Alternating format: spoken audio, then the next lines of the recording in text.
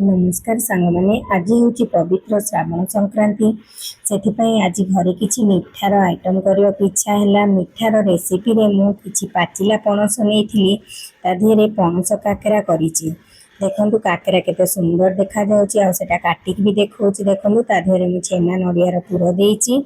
आपड़ जदि पुर वाला पसंद करूँ तेबे यही भाव में प्लेन पिठा करी भी खाई पारे।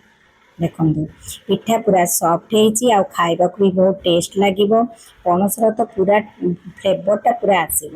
ये देखो पुर तैयारी करने भी प्रथम पुर पर मुझे फ्रेश नड़िया नहीं आ गोटे बाउल छेना नहीं आ गोटे छोट बाउल रे गोटे बाउल रु टिके कम चीनी नहीं। आपड़ चीनी जगार भी गुड़ व्यवहार करें।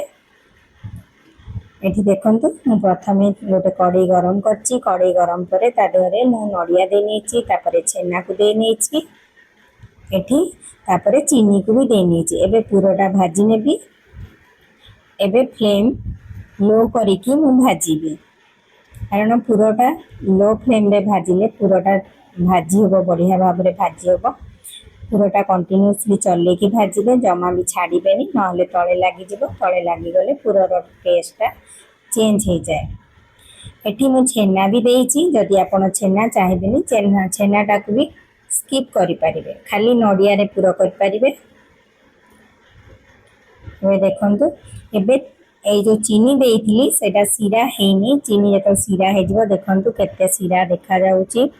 एबे चीनी सिरा हे गलानी एबे चीनी सिराटा पूरा मरिबा को देबी से पुर रे देखंतु चीनी सिरा मरी गला परे पुरर कलर पूरा चेंज हो जाइची पुर केते बढ़िया देखा जाउची। एबे पुर हे गलानी एथिरे मु चारिटा गुजराती नहीं गुजराती चोपा छड़ेकी ताकू गुंड करनी देखु तार मंजीटा गुंड करनी से गुजराती गुंडटा देले पुर रे तार फ्लेवरटा बहुत बढ़िया लगी थाए और बास्ना भी बढ़िया आसी थाए। एबे पुर गोटे बाउल को काढ़ी नेबी। एबे देखंतु गोटे बड़ बाउल नहीं पणस रस एटा मु 20टा पाखुड़ा पणस नहीं फुट ताधरू रस काढ़ी नहीं गोटे जाली साहाय्य से सेम बाउल रे मु गोटे बाउल सुजी नहीं एटा ग्राम रो ओजन कले एटा 400 ग्राम रो सुजी नहीं। देखो ये सुजी बेसी मोटा नुहे कि पतला नुहे एटा मीडियम दाना सुजी नहीं। एबे देखो जो बाउल रे मु नहीं सुजी आउ पणस रस से बाउल रे मु गोटे बाउल आउ गोटे बाउल रो अधा पानी नहीं माने 1.5 बाउल पानी नहीं ताकू सबको दे नहीं गोटे कड़ाई रे आउ हाई फ्लेम रे ताकू सब दे नहीं। एटा जेहेतु पणस रस एटा जतबेले गरम हेबो एटा देखिबे पूरा फुली उठिबो ऊपर को देखो फुली उठलानी ए स्टेज रे मु फ्लेम को पूरा मीडियम करी नेबी। मीडियम फ्लेम रे आपको मु सिजिबा को देबी 10 मिनिट पाखापाखि सिजिबा को देबी। देखंतु तार फेण सब मरी आसलानी आस्ते आस्ते जे पर्यंत तार फेण न मची से पर्यंत ताकू मु सिझेइबी। देखंतु सिझिला परे सेटा केते कम ही आसलानी। सब बेले मन रखिबे जेतिकी सुजी नहीं जो बाउल रे तार माप होची तार डबल पानी देबे तेबे जाके परफेक्ट जंतनीटा हेबो नहले सुजी जंतनी ठीक नहले फाटी जिवो। एबे देखनु तादेरे मु गोटे छोट चामच लूण दे नेली तापरे तादेरे सेटा आउटे टेस्ट करिया पई तादेरे 2 बड़ चामच चीनी दे नउची। चीनी देला परे मु आउ ताकू 5 मिनिट फुटे नेबी। देखो आ 5 मिनिट फुटेला परे गोटे छोट चामच एथिरे पान मधुरी दे नहीं पिठार टेस्ट आउ टिके भल लगे आ बास्नाटा भी बढ़िया होता है। एबे देखो जो सुजी रखी ताधे मु अल्प अल्प की देकी ताकू गोले नौचे जेते सुजी पकेबा आरंभ करेंगे गैस फ्लेम पूरा लो करने आ कंटिन्यूसली घांटे ना से बिंडा बांधी जीव। देखो एबे केते बढ़िया जंतनी होती आपको रेस्ट करिया को 10 मिनिट छाड़देवी। 10 मिनिट पर टिके ठंडा हो आसले मो हाथ रे रिफाइंड ऑयल लगेकी ताकू चकटी नेबी काले कोठी आ बाटुला रहिथिबो सेटा भल भाव में प्लेन करके चकटी नेबी। जदि आपण चाहिए रिफाइंड जगह एठी घी लगेकी भी चकटी पारिबे। देखो एमती भल कि हाथ में प्रेस करके चकटी नेबी। देखंतु सब जंतनी मु चकटी नेछि। एबे एथुरु छोट छोट गुला करिकी मु जो भाजी के रखी पुर देखो ये पुर देकी मुझे पिठा गढ़ी नेबी। ଦେଖନ୍ତୁ ଗୋଲ ଗୋଲ ବାଟୁଳା ନେଇନେବି, ତାକୁ ମୁଁ ଏମିତି କଟୋରୀ ସେପ୍ ବା ତାଟିଆ ସେପ୍ର କରିନେବି ହାତରେ।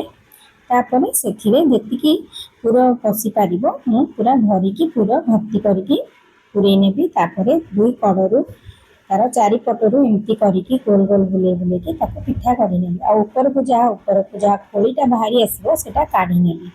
ଯଦି ସେଇ ଉପରେ ସେଇ ଖୋଳିଟାକୁ ଚାପି ନେବେ ତାହେଲେ ଗୋଟେ ସାଇଡ୍ ପିଠାର ମୋଟା ହେଇଯିବ, ଆଉ ଗୋଟେ ସାଇଡ୍ ପତଳା ହେଇଯିବ, ଯୋଉଟାକି ଖାଇଲା ବେଳେ ଜମା ବି ଟେଷ୍ଟ ଲାଗିବନି।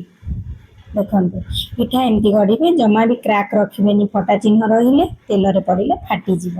ଦେଖନ୍ତୁ ପିଠା କେତେ ସୁନ୍ଦର ଭାବରେ ଗଢ଼ା ହେଇଯାଇଛି। ସବୁ ପିଠା ମୁଁ ଗଢ଼ି ସାରିଛି।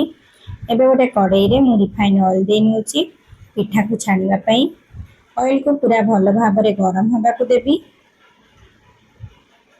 ଦେଖନ୍ତୁ ତେଲ ଗରମ ହେଲା କି ନାହିଁ ଚେକ୍ କରିବା ପାଇଁ ମୁଁ ସେ ଯେଉଁ ଯନ୍ତଣୀ କରିଥିଲି ସେ ଯନ୍ତଣୀରୁ ଅଳ୍ପ ଛୋଟ ଗୁଳା କରିକି ମୁଁ ପକେଇକି ଦେଖାଉଛି। ଯେତେବେଳେ ସେ ଯନ୍ତଣୀଟା ଗୁଳାଟା ଉପରକୁ ଭାସି ଉଠିବ ଜାଣିବେ ତେଲ ଭଲ ଭାବରେ ଗରମ ହେଇଗଲାଣି। ଏବେ ଦେଖନ୍ତୁ ତେଲ ବଢ଼ିଆ ଗରମ ହେଇଯାଇଛି। ମୁଁ ଏଥିରେ ଅଳ୍ପ ଅଳ୍ପ କରିକି ସେଇ ଗଢ଼ିଥିବା ପିଠା ଦେଇକି ତାକୁ ଛାଣି ନେବି।